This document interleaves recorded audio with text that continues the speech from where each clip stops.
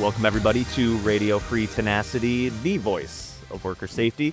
Here today with Nate Bohmbach, longtime innovator and leader on Ergodyne's product innovation team. Nate, thank you so much for joining us today. Thanks for having me, Alex. Excited to be here. All right. Let's do this. Let's jump right in. The topic of the day is type 2 head protection, right? And for a little bit of context for people watching and listening right now, so it was in late 2023 when OSHA released a bulletin outlining kind of how type 2 safety helmets protect workers better than traditional type 1 hard hats was the gist of it. And then not too long thereafter, I think maybe a month later, they announced that they were going to switch for their own employees from traditional hard hats to type 2 safety helmets. Now, of course, none of that was meant to be interpreted as a legal obligation for employers, but it did send an obvious signal, right? That, OSHA, the top power in all of safety, that's what they thought was best for their own employees. So with that in mind and that kind of teed up, I was wondering if you could take the audience through the main differences between a type 2 and a type 1 head protection solution. Yep, absolutely. Yeah, it's likely OSHA just wanted their inspectors in that more innovative model that protects more areas of the head, not just the top. And that's what type 2 versus type 1 is all about. The requirements for testing for penetration impact on type 1 focus on the top of the head. Okay. Whereas type 2 has evolved now for manufacturers to test at varying angles, not just the top of the head, but the crown of the head, side of the head as well. So it really brings that range from, right here to more of a larger circumference around the helmet.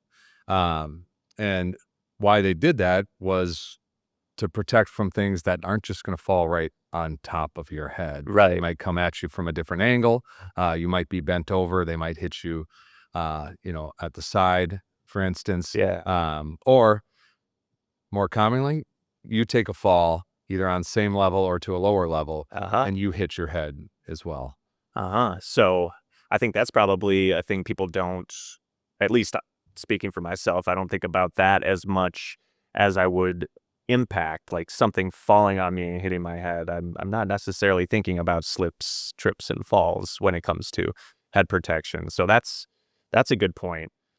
And then I guess maybe for a little added context, so we're saying the traditional type 1 hard hat is only tested for these direct strikes on the top.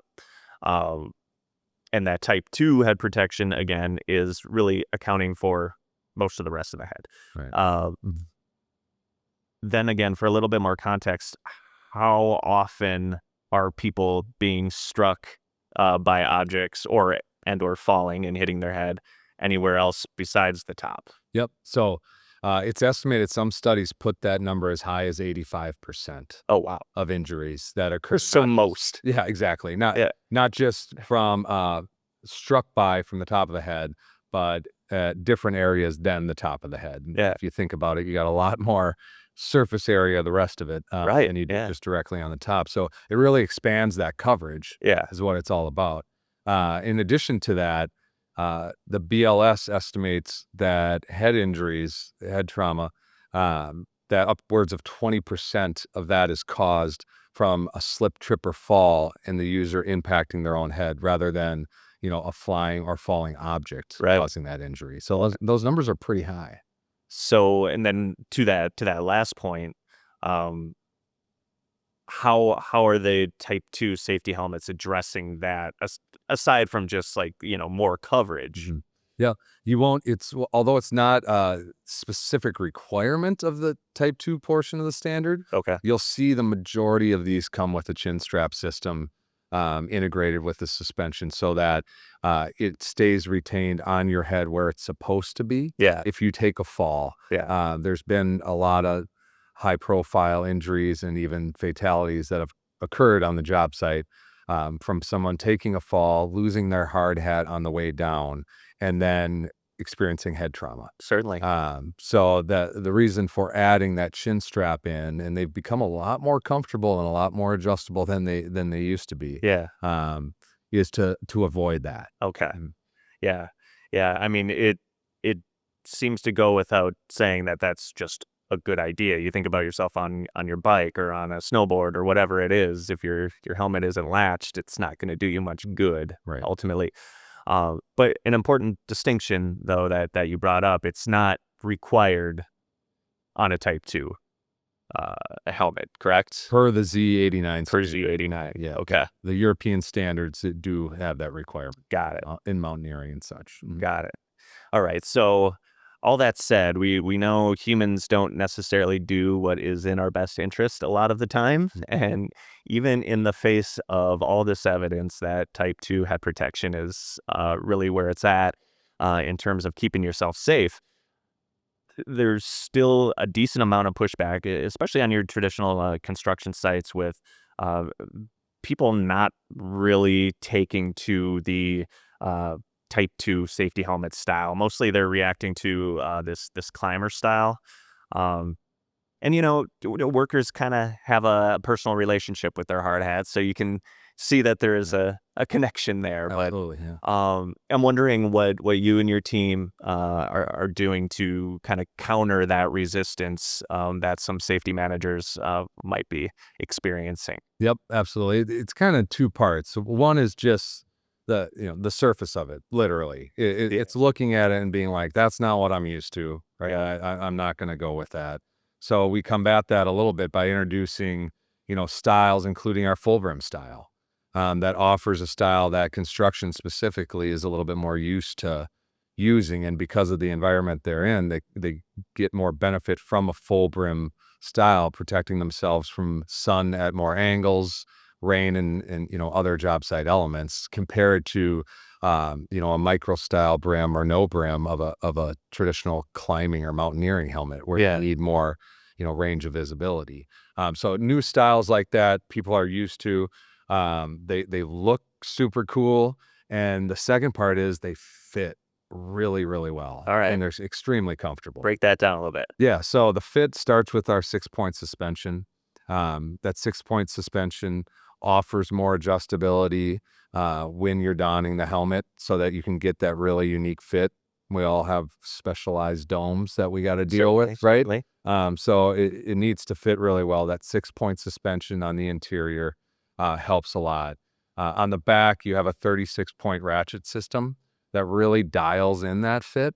Yeah. And that ratchet sits on a back rotating portion of that suspension that allows different hairstyles, or if you're using a cooling bandana or something underneath, it allows it to fit that. So Okay.